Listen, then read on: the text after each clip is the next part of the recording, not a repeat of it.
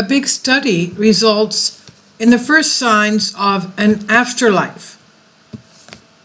Cardiac arrest victims hold the key to learning about what happens to them, and they have this as proof of life after death. What happens to us when we die? It's one of the great unknowns all of us would love to be clear about. Scientists have spent a long time looking for clues, so far have struggled to come up with much, but new research into the victims of cardiac arrest could point towards whether there is life after death. And the religious definition of death is when the soul of the person leaves the body. A scientific study shows from the University of Southampton in the UK, they've been looking at data from 15 different hospitals in America, the United Kingdom, and Austria. The data contains 2,060 cases of people that went into cardiac arrest, and 330 of them survived. This is the largest medical study of its kind so far. Now, there have been people that have appeared on television, that have written books about their own experiences when they came back from their cardiac arrest as to what they thought they saw, what they experienced. But this is different in that it's a study. It's a medical study of what has happened to these people. The results of the scientific study show that 40% of the people who went into cardiac arrest described having some sort of awareness whilst they were clinically dead. That's the headline-grabbing figure that's got some people very excited about the results. But it's unfortunate that many of those people have been unable to recall specific details about their awareness.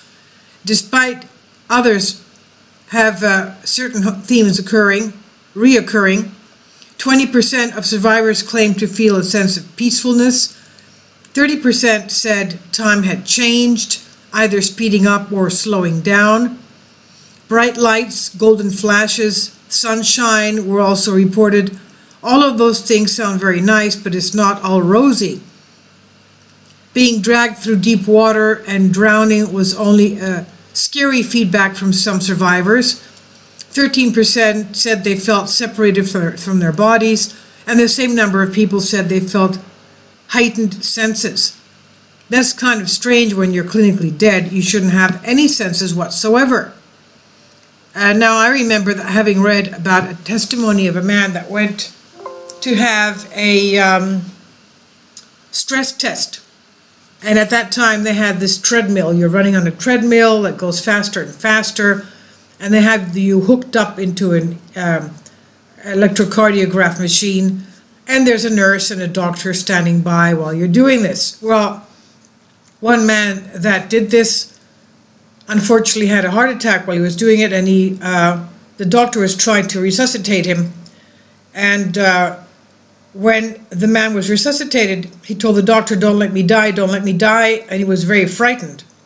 But the man again left. He did die, and the doctor again was trying to bring him back. He did bring him back. And the man said, "For God's sakes, don't let me die." This happened about 3 times, and the man regained his, he was resuscitated, regaining his consciousness, and he explained, he wrote a book, he went on various TV shows describing what had happened to him. He had led a very sinful life, modern life, in that he was liberal in all the sense of the word, and he believed that he was in hell when he had lost his senses, when he had his heart attacks on the treadmill, and he experienced a discussion that he had with our Lord Jesus Christ, and how terrible his life was that he was leading, and he was given a chance to come back and tell people that there is no death. There is paradise, there is also hell. And that's what he's doing. He's going around telling people to be careful as to how they live.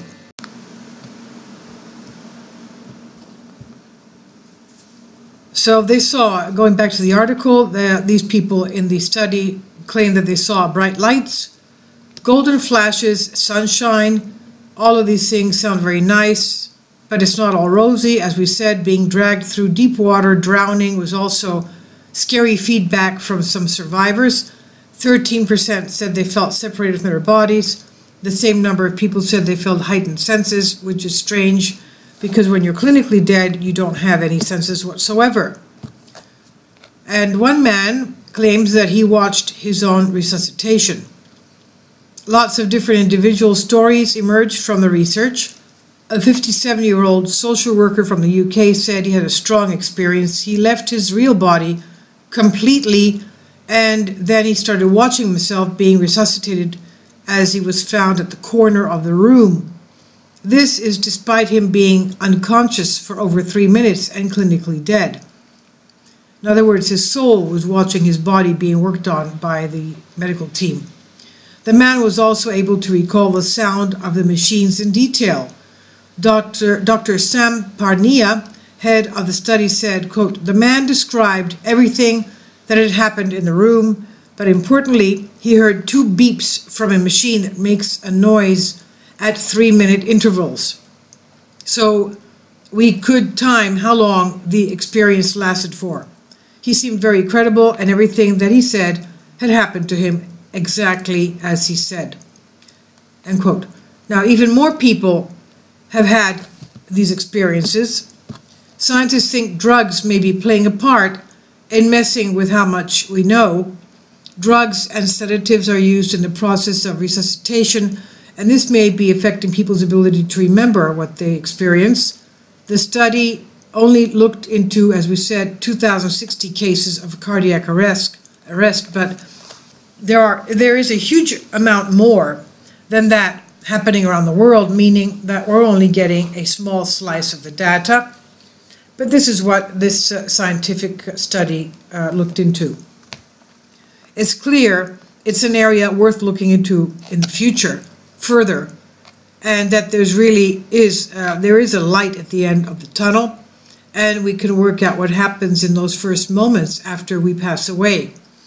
This is an area that will keep getting looked at, and eventually we may find better information and have a better understanding of what this is.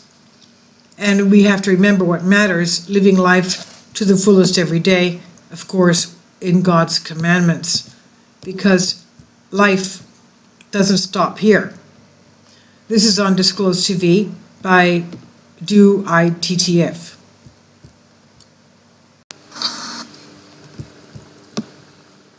Concerning what the Christian Orthodox faith says, and I'll make another video concerning that. And let's just a little bit of the conclusion of it.